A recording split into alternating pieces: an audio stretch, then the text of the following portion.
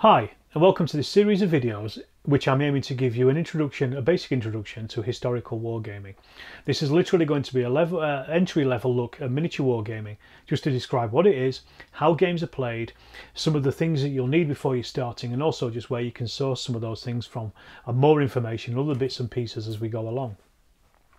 This in no way is going to be an absolutely comprehensive look at everything that is available in wargaming, simply because that would be impossible and it will go on forever anyway, and even then I'd miss something out.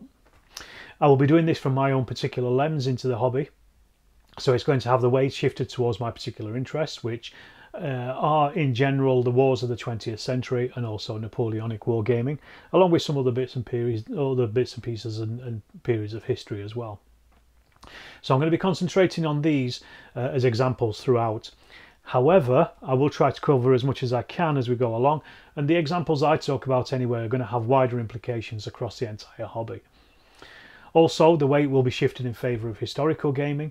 I'll touch on science fiction and fantasy as we go along, but these are also two large areas that are equally massive within wargaming, and the general principles that I cover here are also just going to be applicable to those areas anyway. I'm not going to be covering board games or war games that are printed on maps or played with cardboard pieces, because I would not be able to do those any justice whatsoever, and they are again massive areas that have their own support and their own audience, and there's literally no point me even really talking about them as part of this series. I'm talking about wargaming with miniature figures, with toy soldiers basically. Think of this as a work in progress, just like our lead mountains of unpainted toy soldiers. It'll probably never finish, but in future videos I'm going to look at more detail on things and expand on some of the general principles. Please feel free to ask questions in the comments below. I do read them all and I'm very happy to answer anything that I can. Feel free to suggest some part of the hobby that you'd like me to cover in more detail, just in order to clarify things or even to try and explain something.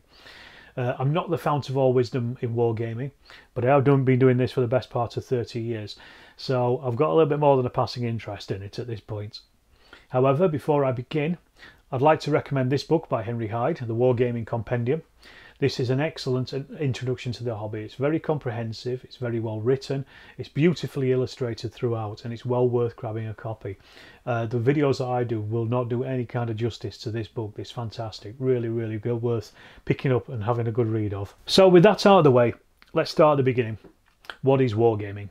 Wargaming casts you as the commander of an armed force from history, pitted against one or more enemies on a particular field of battle, with the goal of overwhelming your opponent. In a way, it's similar to chess, in that you've got two opposing forces attempting to defeat each other using specific playing pieces whilst also gaining that tactical advantage. However, that's pretty much where our comparison with chess ends. In chess, your pieces may all be different, but they're very strictly limited to the squares on the board and the specific way in which they're moving. Generally, a war game has many moving parts. Each unit that you command will be different. They will move differently, they will fight differently. Most of the actual fighting is also controlled by chance, unlike in chess. This is usually done by rolling dice or drawing cards, with the result dictating what casualties are caused or how well your army is doing at that particular moment, how well the morale is holding up on the field of battle, for example.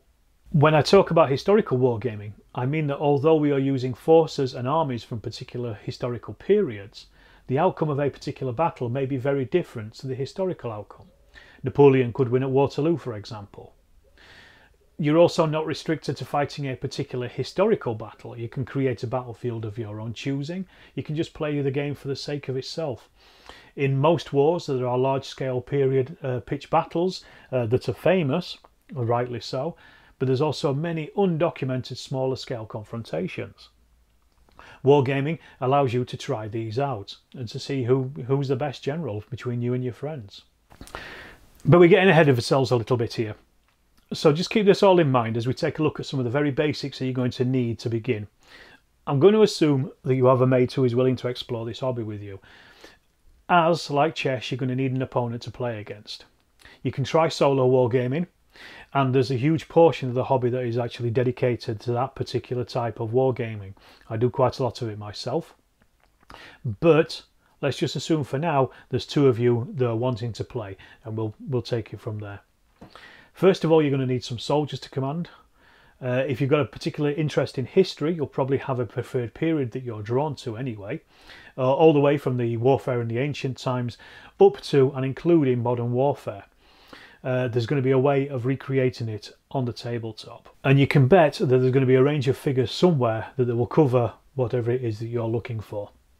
However, as a beginner, I would suggest popping into your local model shop or searching on eBay for just some plastic miniatures in your preferred time period. The most famous of these, of course, are Airfix.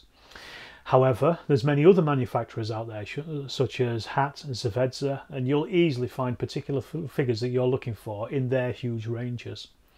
Most of these are in the 1/72 scale, making each figure about 20mm high, and these are perfect for getting started.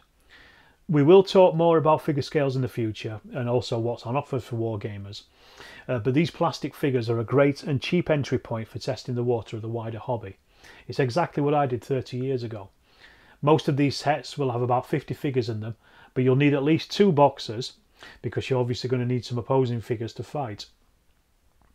But for about £10 or about $15, you'll have more than enough to get yourself going. These figures will come unpainted. You may wish to paint them, but there's nothing wrong with leaving them in the bare plastic for now. As you get deeper into the hobby, you'll probably want to paint figures. And again, this is something that we will talk about in future videos. I'll also talk about the methods for basing figures as well, which is something you want to consider. You're also going to need some form of measuring device. Most wargamers use your bog standard measuring tape. It's marked in inches or centimetres. Most wargaming rules in the UK or in the US use inches for measuring movements, ranges of weapons and any other aspects of the game. So ensure that it's at least got those marked on it.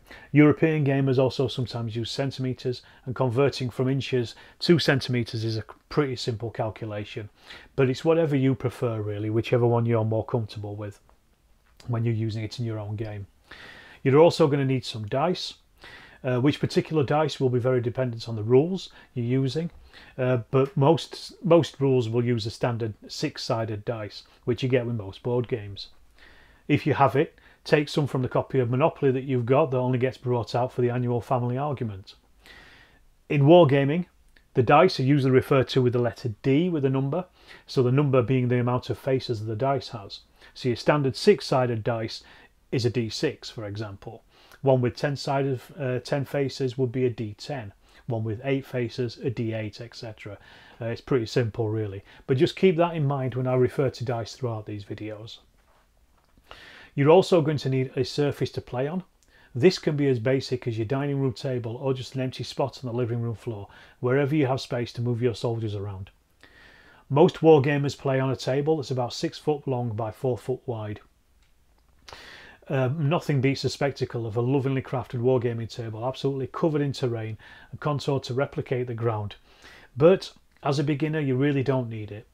Most average dining tables are big enough, and just buying a cheap green cloth and throwing that over your table will improve matters massively.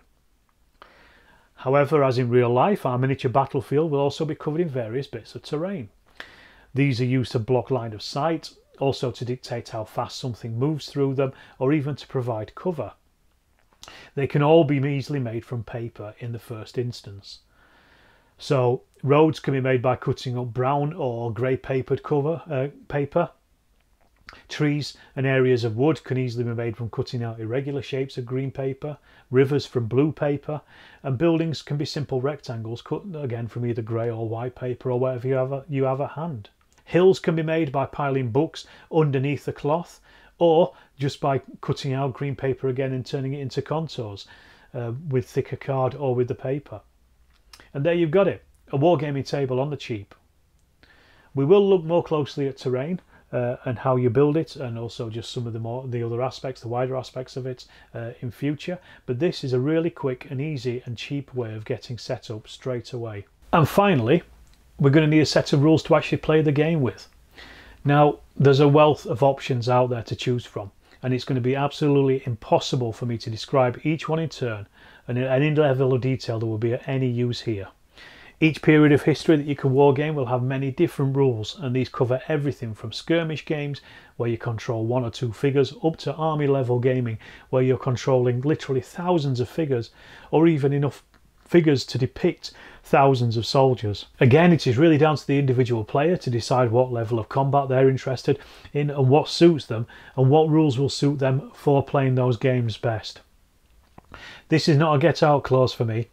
I will talk about wargaming rules in the future and what to expect from them and how the actual game works. But it's a very big subject, so I'm just describing what you'll need to play a wargame in this introduction into the introduction. So basically, so far we've covered the very basics that you're going to need to play. And I hope that this has shown you at least that just getting involved in wargaming is a very simple process and it can be very affordable for the newcomer. As I keep saying, I am going to look at some of these aspects in more detail in future videos. Wargaming is a very fun and engaging hobby with many paths and facets to it. You can have there's some great support that you can get from various online communities, and there's plenty of people ready with tons of knowledge to answer any questions that any new players have, and are generally very accommodating for any newbie questions. We are truly in a golden age of gaming. And it's more than ever, it's easy just to get involved in the wider hobby. Well look, thanks for watching. If you've enjoyed this, please subscribe. Leave me a comment below. Like I say, I do leave these things, do read every one of them. We can have a chat about things. If there's anything you want me to look at in particular in future videos, I'm more than happy to be directed towards any questions that anybody has. And again, like I say, thanks for watching and stay tuned for more in the future.